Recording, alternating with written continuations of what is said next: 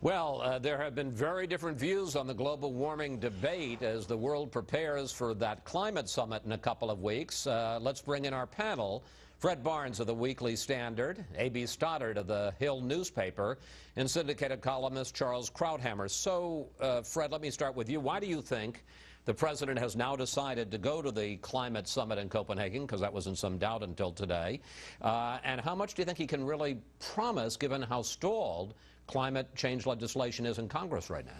Well, you know, if he went there to try to get Chicago as the site of the Olympics in, 2016, he could hardly not go for this Copenhagen climate change conference. And then besides, it's on the way to Oslo. He's got to be there the next day to receive his Nobel Peace Prize. So, you know, he can just say he was in the neighborhood, and there he goes.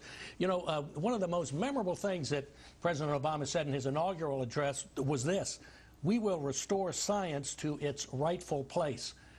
His policy on global warming does not do that. You know, he accepts this science that says that the global warming is man-made and it's going to turn the globe this century into, you know, you've seen the picture like a fried egg, and that's in great dispute now. I mean, there are hundreds and hundreds of scientists who dispute that. The global warming people call them deniers, but these are reputable scientists who've gone into the whole science and the numbers. And what they found is, you remember Al Gore's hockey stick, you know, that showed a huge spurt. It was in his movie, a huge spurt in warming in recent years. Ridiculous. It was manipulated.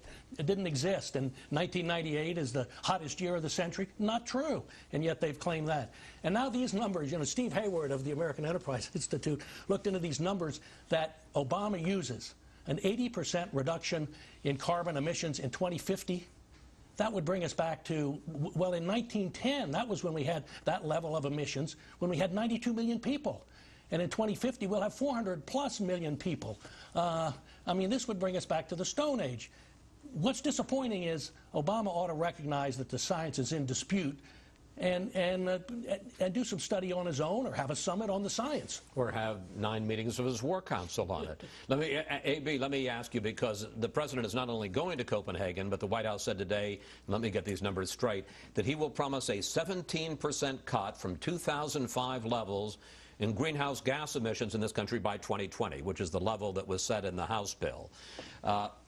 One, is that doable? And two, how costly would it be, particularly when you've got an economy that's in trouble? Well, that's the problem with this pledge. It's extremely ambitious and very aggressive. The House bill did reach the target of 17%. The Senate bill tries to go to 20%. These are unrealistic. They were at the time that the House bill passed. Times have changed. You want to see Democrats choke on their food, just bring up cap and trade on the Senate side. It's all but dead right now. The problem, if you look at the polling... All but dead for all of 2010, you think? Well, the problem with 2010, do they bring a very, very weak bill and try to pass it in 2010? You don't pass anything far-reaching in 2010, be it health care, be it energy reform, financial services regulation. Nothing really sweeping is going to pass in 2010. The Democrats are looking at steep losses next year. And the problem is, how do you get to a bill that doesn't have cap and trade? How do you get to a bill that reaches that emissions target that's a watered-down, wimpy bill? If you look at the polling information that Fred is talking about, Americans, fewer and fewer Americans are buying that it's a man-made, that warming is man-made, and if they start framing this as an economic issue, and Republicans will help them by saying this is a job killer, they're not going to see it as an environmental issue. They're not going to believe that far-reaching action is necessary. Charles, I want you to weigh in on all this, and also this fascinating story about somebody hacking in to the files of the Climate Research Unit in East Anglia in Britain and finding some emails from climate scientists where they talked about, quote, hiding the decline in global temperatures, because obviously if the Earth is cooling, then that hurts the global warming argument. But the global warming science is not junk science, but it's speculative. It's based on incomplete data.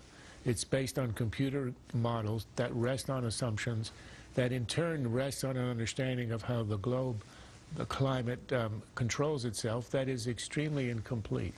So its projections are speculative, but it pretends that, of course, it's the hardest of all sciences, and anybody who is skeptical is a denier, using a term used normally about the Holocaust, which of course is an event that actually happened, as opposed to projections in global warming, which are speculative science. So what you see in the emails are people who are on somewhat shaky grounds. It's not as if there is no science at all in this, but there is contradictory evidence, such as the flattening of the rise in temperatures, which they cannot explain.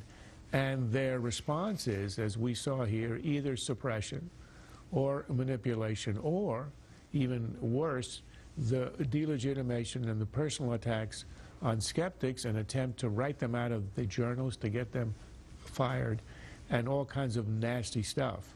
So I think it puts a lot of their research in question. I think what's interesting about Obama is he's going to be at the UN to announce the policy about climate change on the basis of nothing. He's going to be proposing what the House has passed that he knows is not going to pass in the Senate. And we are actually a constitutional democracy where the president can't announce a policy unilaterally. It actually has to pass the two houses of the Congress. And our allies abroad know that, and they're going to look at this announcement he's going to make and think it's going to be extremely strange. A.B., real quickly, you wanted to say something? Oh, no. I really agree with Charles that it has to pass both houses of Congress, and we're not looking at allies coming to the table with similar pledges. These other nations are not coming with emissions targets to the table like Obama is. It's just very ambitious, and I don't think he can follow up on it. All right. Well, we all agree with Charles. There was some good economic